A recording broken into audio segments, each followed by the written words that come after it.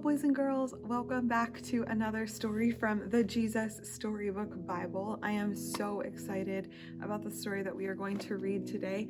Last week, we talked about the terrible lie and how sin came into the world and death with it, and how Adam and Eve had to leave the garden that God had made for them.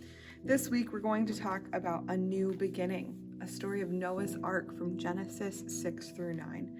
Now, we talked about the beginning 2 weeks ago when we talked about creation and how God made the world, but this is going to be a new beginning. So we're going to see what the new beginning is. Let's jump in. A new beginning, Noah's Ark from Genesis 6 through 9. Time passed, and many people filled the earth. Everyone everywhere had forgotten about God and were only doing bad things all the time. God's heart was filled with pain when he saw what had happened to the world he loved. Everywhere was disease and death and destruction, all the things God hates most. Now Noah was God's friend, which was odd in those days because no one else was. Noah listened to God. He talked to God. He just loved being with God, like you do with your best friend. Who's your best friend? Do you like spending time with them? Well, Noah liked spending time with God. Noah, God said, things have gone wrong. People have filled my world with hate instead of love. They are destroying themselves and each other and my world. I must stop them. First, we'll build an ark. Do you know how to build an ark? Neither did Noah.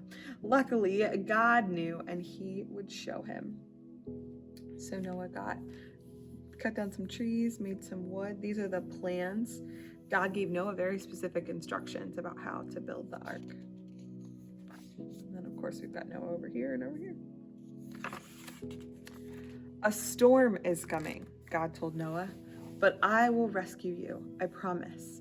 I'll send the animals to you, ones that creep and crawl and slither and slime and gallop and hop and bound and climb. And don't forget to pack everyone's food. What's an animal that you think was on the ark?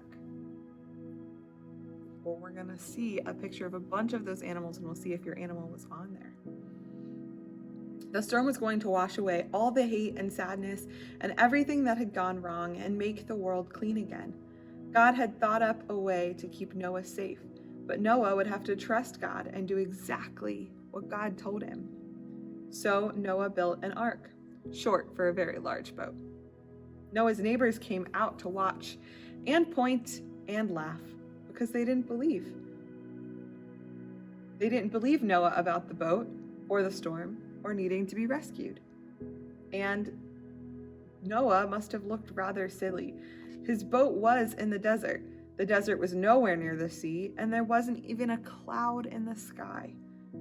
Why would anyone need an umbrella, let alone a boat? See, he's getting there. But Noah didn't mind so much what other people thought. He minded what God thought. So he just did what God told him to do. When the ark was ready, God said, "All aboard!" and Noah's family and all the animals climbed inside. Then God shut the door. So the animal that you mentioned earlier, do you see it here on my book? Do you see, was it a polar bear or a ram or an owl or penguins hanging back there? There's a lemur and a pig and a cheetah and an anteater and an elephant and a turtle and a sloth, a giraffe. Looks like there's some kind of antlered thing behind. Now, the way this picture is laid out, it just looks like Noah has antlers. But there's some kind of antlered thing, probably a deer or a moose. There's some other animals here that I missed, too. Was your animal on here? And it started raining for minutes that joined up to hours, that joined up to days, that joined up into weeks and weeks. And the rain joined up into puddles, that joined up into rivers, that joined up into lakes, that joined up into a flood that covered the whole world. Their boat had once seemed so big, suddenly it seemed very small. But in the middle of the huge storm, in the crashing waves and all the thunder and lightning, through it all, God was with them. God kept them safe for 40 long days and 40 long nights. Finally, the rain stopped. The sun came out, and Noah threw open all the windows. "Hooray!" everyone shouted. Noah sent his dove out to explore, and it wasn't long before she brought him back a fresh olive leaf. Everyone knew what that meant. She had found a tree and land. The water was going down. It must have been scary to be in such a boat and when the entire world is covered in water. At last, the boat landed quite suddenly on top of a great mountain. As soon as it was safe, God said, "Out you come," and so they did, everyone skipping and dancing onto dry land. The first thing Noah did was to thank God for rescuing them, just as he had promised. The first thing God did was make another promise: "I won't ever destroy the world again." And like a warrior who puts away his bow and arrow at the end of a great battle, God said, "See, I have hung up my bow in the clouds." And there in the clouds, just where the storm meets the sun, was a beautiful bow made of light. It was a new beginning in God's world. It wasn't long before everything went wrong again, but God wasn't surprised. He knew this would happen. That's why, before the beginning of time, he had another plan, a better plan, a plan not to destroy the world, but to rescue it, a plan to one day send his own son, the rescuer. God's strong anger against hate and sadness and death would come down once more, but not on his people or on his world. No, God's war bow was not pointing down at his people. It was pointing up into the heart of heaven. So God made a promise that he would never flood the earth again, and he used a rainbow to show his promise. So the next time you're outside after a rainstorm and you see a rainbow, think about the promise that God has made. God promised to never flood the earth, all of the earth again. And we know that because of his rainbow. He put his bow in the sky saying that he was done. He was done flooding the earth. Well, boys and girls, people, when it says before too long everything went wrong again, that's true. And we're going to see that next week as well. But God's good plan still kept going.